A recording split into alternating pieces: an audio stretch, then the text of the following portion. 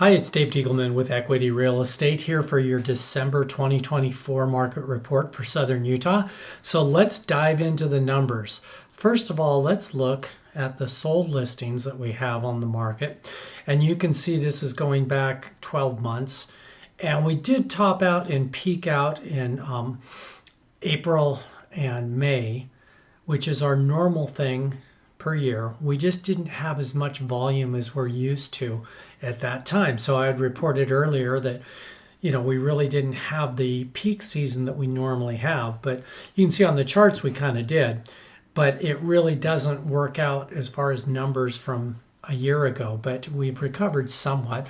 So right now we have 317 sold listings for the month ending in November. And last year we had 305. We typically do go down in volume a little bit at this time of year. And then if we look at the active listings up here, we currently have 2014 active listings, and last year we had 1540. So inventory is building up, and we're going to take a look at that today. And then let's look at the sold median sales price. If we look right here at the sold median sales price, you'll see it bounces all over. Right now, the median sales price is at $490. Last year, it was at $470, thereabouts. And this is not comparing one unit to the next unit that's identical. This is just what our median is. So don't put a lot of value in that other than it does show you where we're selling at. And we're going to go into more of that because it's really interesting how our market has gotten divided. It's almost like a totalitarian society. We'll look at that in a minute. Absorption rate in months. This is how many months worth of inventory we have versus the sales we have right now. So we have 4.88, almost 5 months. We did go into 5 months worth of inventory right now. And last year we had a little over 4 months. So we see that absorption rate is growing. Sold to list ratio. So this isn't much difference, even though the chart makes it look drastic. We're only talking about the difference between 95.6% to 97%. Anyway, right now we're at 96.4%. Last year we were at 95.6%. So not a whole lot of difference on it. Days on the market. Right now we're at 69.8 and last year we're at 70. So not too much difference there. Price volume. We're going to look at the sold sale volume. And last month we had 179 million and some change sold units. And the year before it was 185 million dollars worth of inventory sold. So slightly down, but you can see that fits our same market segment that we have that peaks in the April, May, June period. So let's look down at categories, price categories, and we're almost at the year end. So these are through November, and we're going to look at the percentage of change year over here, and we're going to see that the biggest contender for change of any unit size really is the $1 to $2 million mark. And it's interesting because I've been saying this for a while that our inventory in that range is as strong as it's been forever. And that there was really bargains to be had there last year. Well, a lot of those bargains got realized, and we've had quite a few people invest in that area right there. But that was up 24.7%. Now, the $2 to $3 million range is also up. It's up 58.6%. However, the amount of units isn't significant enough for me to count that as a major market change, if you will, or drift in the market. The 750 to a million is 11.6% up. That's huge. And then 500 to 750, where we have our most amount of inventory and most amount of sales, is up 6.5%. 450 to 499 is down 1%. We just don't have a lot of inventory there. Same with the 400 to 449. And then 350 to 400 is significantly up at 24%. And I've been mentioning this over the last probably 6 months.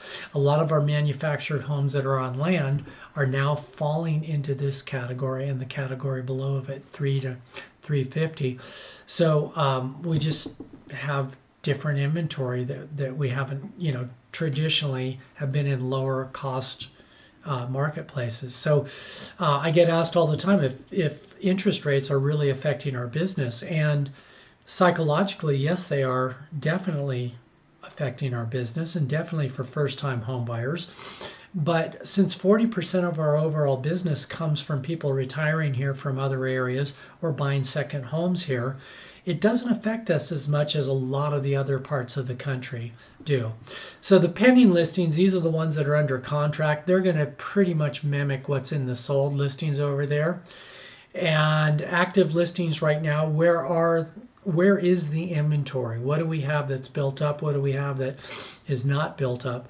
Well, it's interesting that we have some, huge buildups in the in what I would call the $1 to $2 million range of 15% buildup of inventory right there, and that's significant. But we also down here in the 5 to 750 have a significant buildup of inventory too, as we do in other areas. The the $2 to $3 million mark, and obviously the 5 million plus, but we just don't have that many homes in that area. So what does this mean? If you're a seller and you're falling, let's say, between the 500 and 750 range, you're going to find that there's a lot more competition than we had last year in that range. And there's just a lot more inventory there. So we're going to look at one other thing here.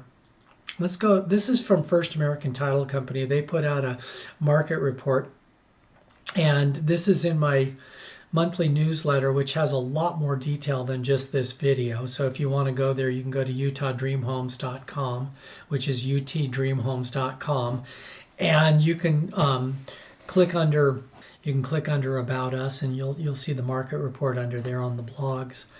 And anyway, this is kind of interesting because they put out a little graph every month about where our market is. And we've been in a slight seller's market for, the past several years. We've been in a strong seller's market or a slight seller's market, as it has been the case for the last year and a half, 2 years.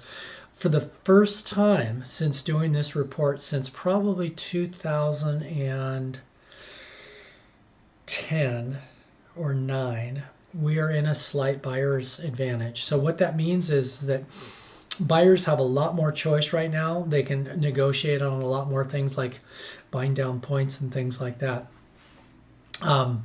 So kind of interesting. Average days on market, they're showing it at 108 days. 90-day average is 94 days.